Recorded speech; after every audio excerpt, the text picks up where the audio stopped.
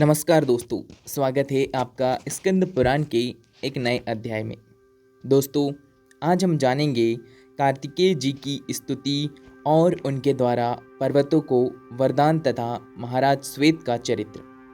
तो चलिए वीडियो को शुरू करते हैं। ऋषियों ने पूछा, सूत जी, महात्मा कुमार ने युद्ध में तारकासुर को मारकर फिर कौन सा महान अद्भुत कर्म किया, यह बतलाइए। सूत जी बोले, तारकासुर को मारा गया देख इंद्रादि सब देवता बहुत प्रसन्न हुए और संपूर्ण लोकों को पवित्र करने वाले कुमार कार्तिकेय की स्तुति करने लगे। देवता बोले, कल्याण स्वरूप भगवान कार्तिकेय को नमस्कार है। शिवनंदन, आपको नमस्कार है। विश्वबंधो, आपको नमस्कार है। विश्वभावन, आपको नमस्कार है। जिन्होंने आपका दर्शन कर लिया वे चांडाल भी सर्वश्रेष्ठ हैं। जगद्बंधो, हम आपको नमस्कार करते हैं। देव, इस समय हम आपकी शरण में आए हैं। देवताओं द्वारा की हुई यह स्तुति सुनकर प्रसन्नता से भरे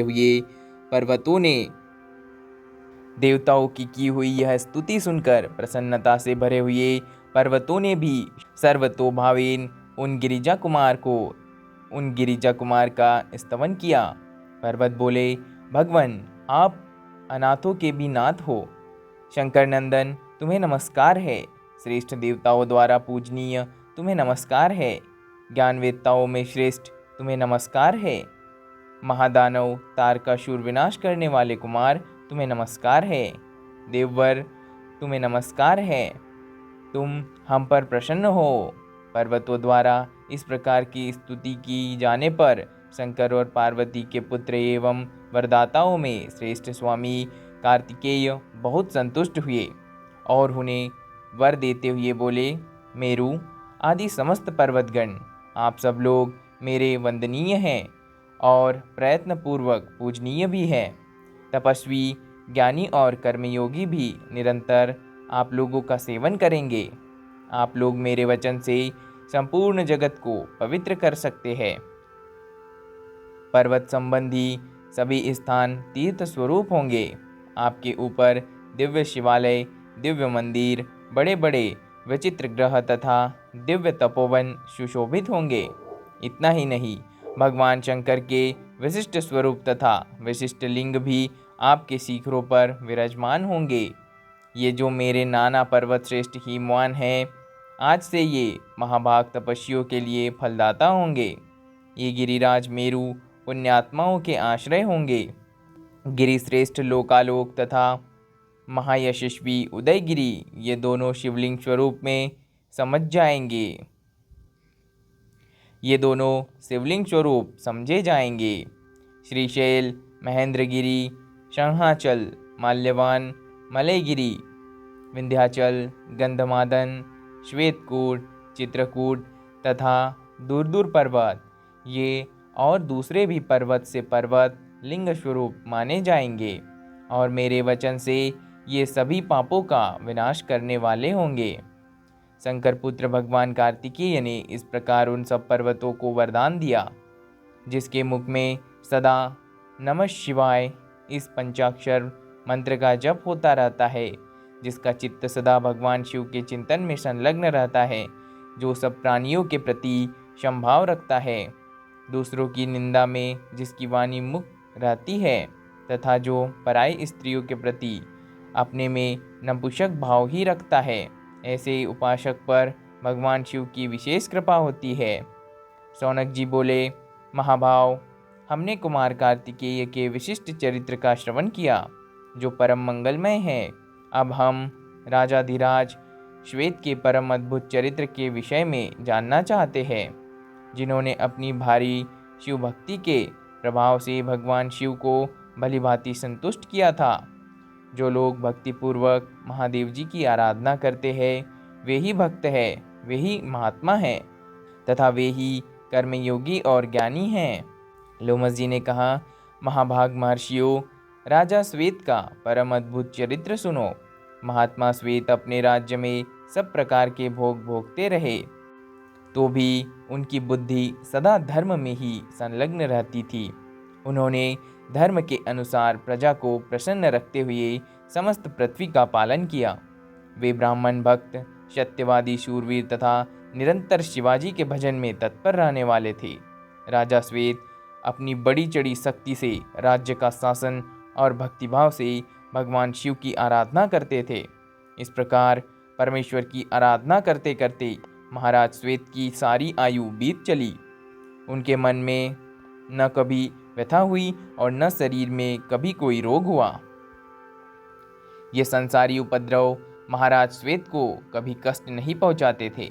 इनके राज्य में सब लोग निर्भय रहते थे, किसी को कोई उपद्रव नहीं था। महाराज के राज्य में बिना जोते बिना बोए ही अनाज पैदा होता था। ब्राह्मण तपस्या में संलग्न रहते और दूसरे लोग भी अपने अपने वर्ण तथा आचरण संबंधित धर्म का पालन करते थे। सारी पृथ्वी में प्रायः सर्वत्र मंगलमय उत्सव ही होता रहता था। भगवान शिव की कृपा से महात्मा राजा श्वेत के राज्य में सब प्रजा सदा मानसिक कष्ट से रहित, आनंदमग्न तथा सुखी रहती थी। कभी किसी को भी पुत्र की मृत्यु नहीं देखनी पड़ी, दुख नहीं उठाना पड़ा, अपमान, महामारी तथा दरिद्रता का कष्ट भी नहीं सहन करना पड़ा। इस प्रकार भगवान शिव की पूजा में लगे हुए महात्मा राजा श्वेत के जीवन का बहुत बड़ा समय सफलतापूर्वक बीत गया। एक दिन की बात है, राजा श्वेत परमार्थ दाता शंकर जी की आराधना में लगे थे। उसी समय यमराज ने उनके पास अपने दूत भेजे। उन दूतों को आज्ञा दी कि चित्रगुप्त के कथानुसार राजा श्वेत की आयु पूरी हो गई है, अतः उन्हें शीघ्र ले आओ।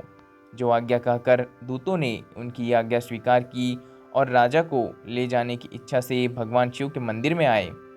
उनके हाथों में कालपाश तथा वे आकृति से भी बड़े भयानक थे। यमदूतों ने शीघ्रतापूर्वक वहां आकर देखा, महाराज गहरी समाधि लगाए हुए भगवान शिव के समीप बैठे थे। उन्हें देखकर उनके मन में ज्यों ही हलचल हुई, त्यों ही वे शब्दूत चित्रलिखित की भांति निश्चेष्ट हो गए। अतः यमदूत धर्मराज की आज्ञा का पालन न कर सके। यह सब जानकर यमराज स्वयं ही वहां आ पहुंचे। उन्होंने राजा को सहसा ले जाने के लिए अपना दंड ऊपर को उठा रखा था। धर्मराज ने देखा, महाबाहु श्वेत शिव भक्ति से युक्त होकर भगवान शिव के ही चिंतन में तत्पर है, केवल ज्ञान का आश्रय ले शांत भाव से विराजमान है। राजा को इस रूप में देखकर यमराज के मन में बड़ी हलचल हुई। वे अत्यंत व्याकुल होकर सहसा चित्रलिखित की भांति हो गए। तदनंतर प्रजा का विनाश करने वाले काल भी तत्काल वहां आ गए। उन्होंने भी शिव पूजा परायण राजा को तथा मंदिर के द्वार पर खड़े हुए दूतों सहित यमराज को देखा। देखकर यमराज से पूछा, धर्मराज, क्या कारण है जो अभी तक तुम इस राजा को नहीं ले गए? तुम्हारे साथ यमदूत भी है, तो भी कुछ डरे हुए से प्रतीत होते हो। तब धर्मराज ने नम्रतापूर्वक उत्तर दिया, यह राजा भगवान शिव का भक्त है, अतः इसका उल्लंघन करना हमारे लिए अत्यंत कठिन है। त्रिशूलधारी महादेव जी के भय से हम यहाँ चित्रलिखित पूतलों की भांति खड़े हुए हैं। यमराज की यह बात सुनकर काल देवता कुपित हो उठे तथा राजा को मारने के लिए उन्होंने बड़े वेग से ढाल और तलवार उठाई। उनकी ढाल सूर्य के समान आकृति वाले 8 फूलियों से सुशोभित थी। वे क्रोध में भरकर शिवालय में घुसे। वहां उन्होंने देखा, राजा श्वेत एकाग्रचित्त से विशुद्ध ज्ञान स्वरूप चिन्मय स्वयं प्रकाश परमात्मा का चिंतन कर रहे हैं। ऐसी अवस्था में उन्हें देखकर काल अहंकारवश ज्यों ही उनके पास जाने को उत्सुक हुए, त्यों ही भक्तवत्सल भगवान शंकर ने अपनी भक्ति की रक्षा करते हुए तीसरा नेत्र खोलकर काल की ओर देखा। उनके देखते ही कालदेव तत्काल जलकर भस्म हो गए। राजा श्वेत जब समाधि से विरत हुए, तब ब्रह्मज्ञान होने पर उन्होंने धीरे से आंखें खोलकर देखा। उस समय वहां उनके सामने ही कालदेव अद्भुत रूप से जल रहे थे। राजा ने बार बार उनकी ओर देखा और भगवान शंकर से इस प्रकार प्रार्थना की, सबके दुखों को दूर करने वाले शांत स्वरूप स्वयं प्रकाश एवं स्वयंभू रूप आप भगवान शंकर को नमस्कार है। व्यवधान शून्य सूक्ष्म रूप तथा ज्योति के अधिपति महादेव जी को नमस्कार है।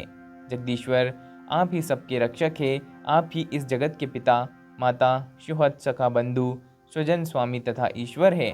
शंभो, आपने यह क्या किया? किसको मेरे आगे जला दिया? मैं नहीं जानता। यह क्या हुआ है और किसने यह बड़ा भारी अद्भुत कार्य कर डाला है। इस प्रकार प्रार्थना करते हुए राजा श्वेत का विलाप सुनकर लोक कल्याणकारी भगवान शंकर ने कहा, राजन, यह काल है, तुम्हारी रक्षा के लिए मैंने इसे जला दिया है।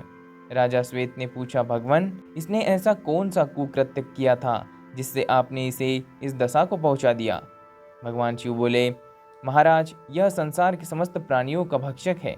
इस समय यह क्रूर काल तुम्हें अपना ग्रास बनाने के लिए आया था, अतः बहुत से जीवों का कल्याण करने की इच्छा से मैंने इसे जला दिया है, क्योंकि जो पापी, अतिशय अधर्मपरायण, लोक विनाशकारी तथा पाखंडी है, वे मेरे वध्य है। भगवान शिव की यह बात सुनकर राजा श्वेत ने कहा, भगवान, काल आपकी आज्ञा शिरोधार्य करके ही लोक में सबको नियंत्रण में रखता है। आप ही के आदेश से यह तीनों लोकों में विचरता है। इसके डर से ही संसार सदा पुण्य कर्म का अनुष्ठान करता है। इसलिए आप कृपा करके फिर शीघ्र ही इसे जीवित कर दे। तब शिवजी ने काल को पुनः जीवित कर दिया। तदनंतर श्रेष्ठ राजा श्वेत ने काल को अपने हृदय से लगा लिया। इस प्रकार चेतना लौटने पर काल ने भगवान शंकर की स्तुति की। काल का विनाश करने वाले देवेश्वर, आप त्रिपुरासुर का संहार करने वाले हैं। प्रभो जगतपते, आपने कामदेव को जलाकर उसे अनंग बना दिया है तथा आप ही ने अत्यंत अद्भुत ढंग से दक्ष यज्ञ का विनाश कर डाला था। महान लिंग रूप से आपने तीनों लोकों को व्याप्त कर रखा है। संपूर्ण देवताओं और असुरों ने सबको अपने में लीन करने के कारण आपके स्वरूप को लिंग कहा गया है। देव देवेश्वर, आपको नमस्कार है। विश्व मंगल, आपको नमस्कार है। नीलकंठ रूप में आपको नमस्कार है।